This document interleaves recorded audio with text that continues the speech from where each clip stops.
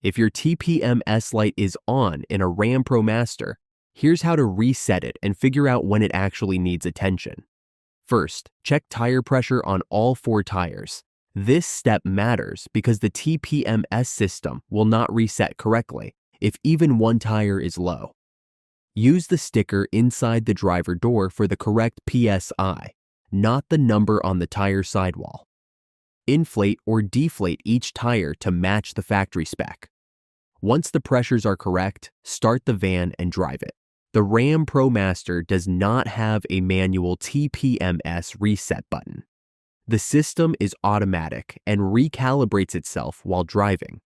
Drive at speeds over 40 miles per hour for about 10 to 20 minutes. In most cases, the TPMS light will turn off on its own. If the light stays on, turn the van off completely, wait a minute, then restart and drive again.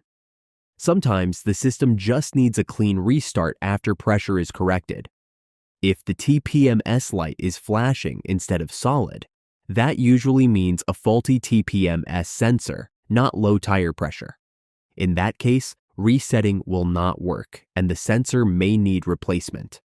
Also keep in mind that temperature changes can trigger the light. Cold weather lowers tire pressure overnight, so the light may come on even if nothing is wrong. Quick recap: set all tires to factory PSI, drive above 40 miles per hour for 10 to 20 minutes. And remember, there is no manual reset button on the ProMaster. Like and subscribe if I helped you.